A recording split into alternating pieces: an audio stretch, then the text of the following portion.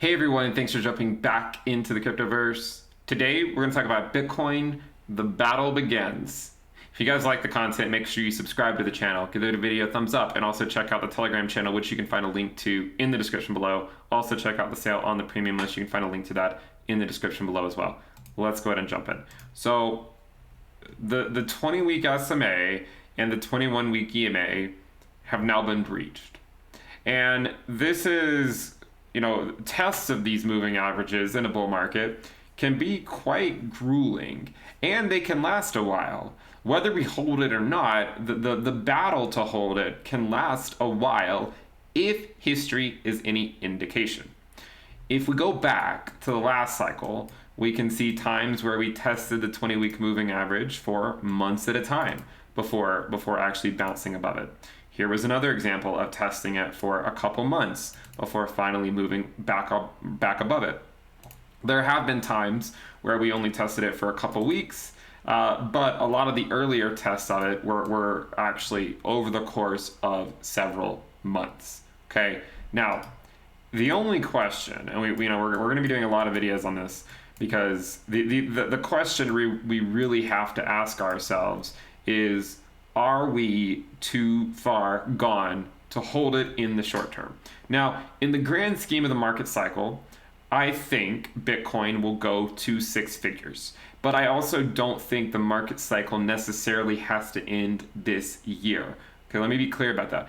I do not think the market cycle has to end this year, but in the grand scheme of the cycle, I think that Bitcoin will trend to six figures.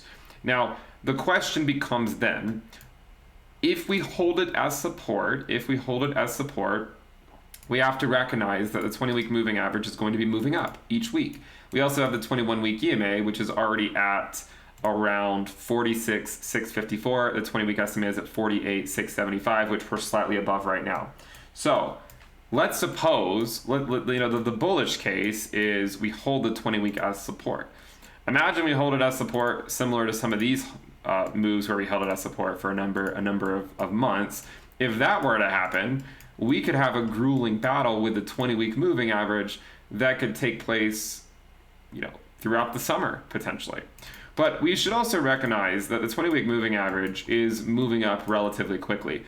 If we take a measured move from where we currently are, we go back 20 weeks, we can see that we'll be soon replacing this one, which closed at around $26,000 with maybe the current price of, say, 49K or somewhere around that area. The difference between those two prices is around a little over $20,000, and 1/20th of that is a little over $1,000, meaning we would expect the 20-week moving average to move close to 50K by the end of the week. Okay, so the next weekly close, we would expect it probably to be close to 50K, but it might not quite be at 50K. All right, and because we're going to continue replacing these other prices that were in the 20s and 30,000s with these prices up here, we would expect the 20-week moving average to continue moving up. The only reason it might not is if we end up not holding it and we come back down for a while. Now, the way I see it, the way I think that the best way to sort of plan for this, for this cycle at this stage, especially if you're new, is if it drops below, I think that will represent an opportunity. Okay, I think that would represent an opportunity, and this is something that I don't think people think about necessarily in the correct way or in the way that makes the most sense. All right, this channel is not focused on short-term moves. We're focused on the entire cycle, and because there's always the idea that we don't hold it. I mean, we'd like to hold it, but if we don't, like in 2019, right? If we fall below it, this would represent an opportunity that many new people claim to want, but will they capitalize on it if given the chance? That's the question. And the bear markets have a way of sorting out who is who in that situation. So my question is if we go below it, which is a big if we go below it, will you capitalize on it? And if we do drop below it, we've discussed the moving averages before that we'd be looking at. Obviously, there's the 50 week. That's pretty far down. That's all the way down at 27K. You might want to look at some of the daily moving averages, in fact, like the 20 day, the 50 day, the 100 day. The 20 day we've already passed, obviously. The 50 day we passed, the 100 day we passed. The 200 day is now at 38,880, which isn't too far off from this prior local top that we were discussing yesterday. So these are the times when you should not necessarily be scared of one move or the other. You just make sure you're prepared for either move, okay? And the way you do that is you have some Bitcoin, so that if Bitcoin holds the 20-week moving average, then great. You have Bitcoin, right? You have Bitcoin. And you capitalize on it by holding that Bitcoin if in fact it bounces. If it doesn't hold, then is that a bad thing? I don't think so. I mean, if history is any indication for Bitcoin, is that it does stand the test of time. And so if it doesn't hold and we spend a few months coming down, okay, you set yourself up for this too. How do you set yourself up for that? Well, stablecoins, maybe stablecoins earning interest on the sidelines. You then deploy those back into Bitcoin. Obviously, you guys know that I take profits occasionally in bull markets. So then I'd be moving those those stablecoin positions back into Bitcoin in the event that happens. So remember, the way I think the best way to win at crypto is to not be deterministic about anything. Basically, if you were deterministic about something, it would probably be like Bitcoin will tend to go up with time. Okay, Bitcoin goes up, Bitcoin goes down, but it mostly goes up, right? It mostly goes up. And if you look at this chart, Bitcoin has mostly just gone up since September. It really hasn't gone back down that much. So that's the reason it can scare people whenever it does not hold, say, some of these moving averages, because they don't really know any different, because maybe they joined crypto here and all they've really seen it do is go up or sideways. And so if it starts to go back down for a while, then this could present a scary situation.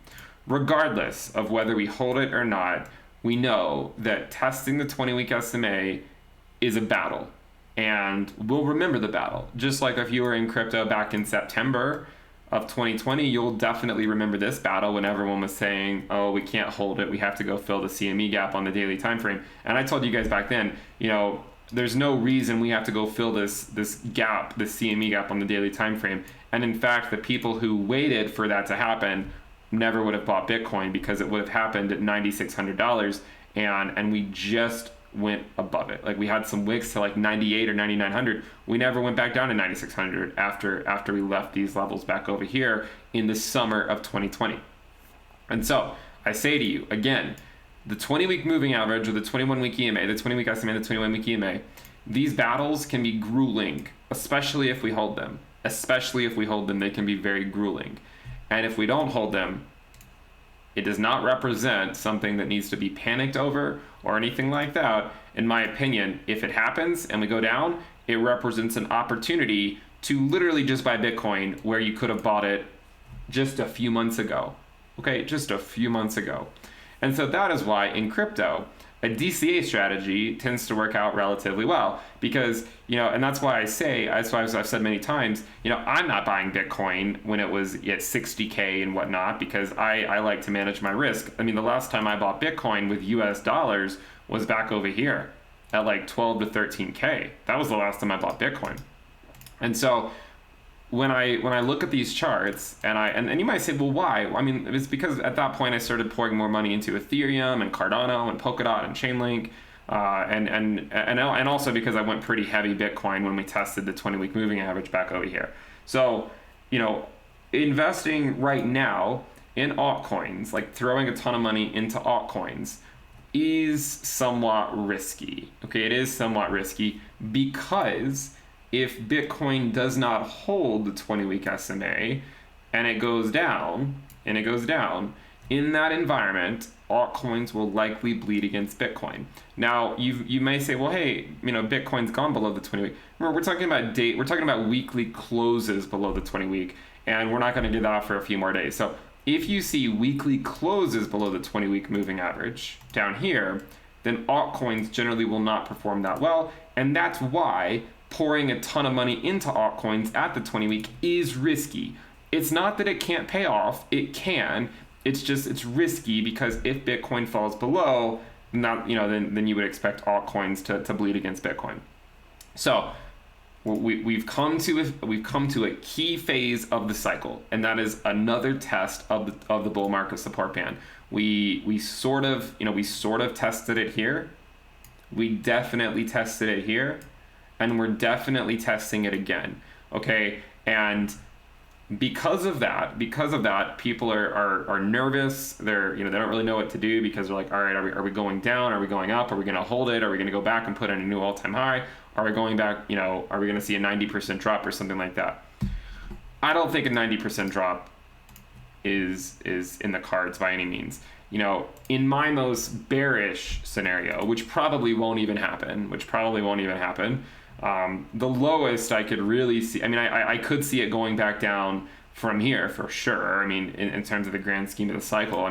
If the idea is we can't go below the 20-week, well, of course we can, because we know that it did that in 2013 and the market cycle continued.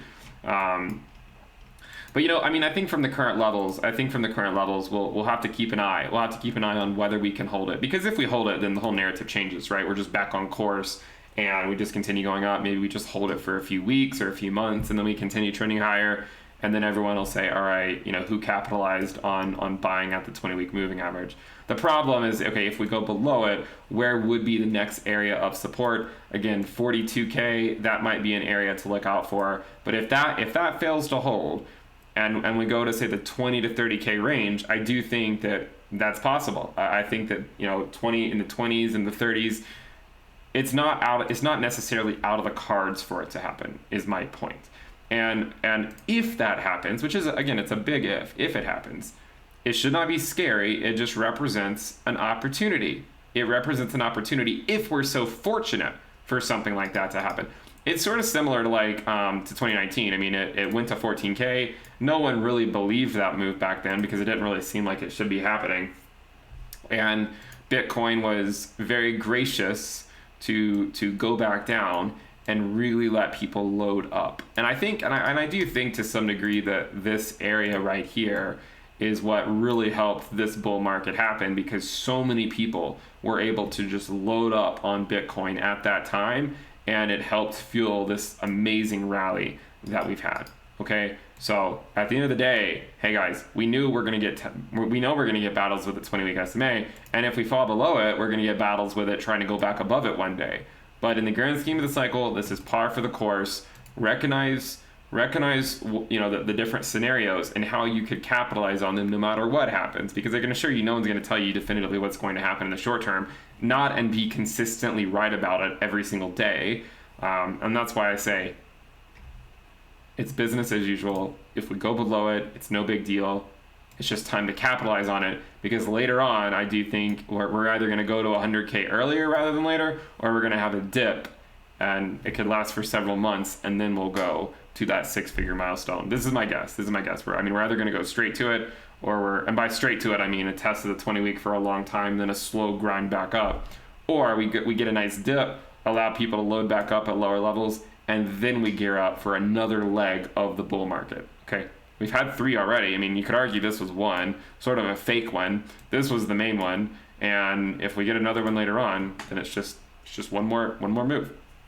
All right, that'll wrap it up for the video. We'll continue to follow this systematic test of the 20-week SMA, which we've been talking about forever, and we'll see if we can hold it or not, and the implications of whether we do, or the implications of if we don't. If you guys like the content, make sure you subscribe to the channel, give the video a thumbs up, and also check out the Telegram channel, which you can find a link to in the description below. Remember to check out the bull market sale on the premium list, lock in the low rate. You can find that in the description below as well. Thank you guys for tuning in. At the very least, subscribe, give the video a thumbs up, click the bell icon to turn on your notifications, and I will see you next time. Bye.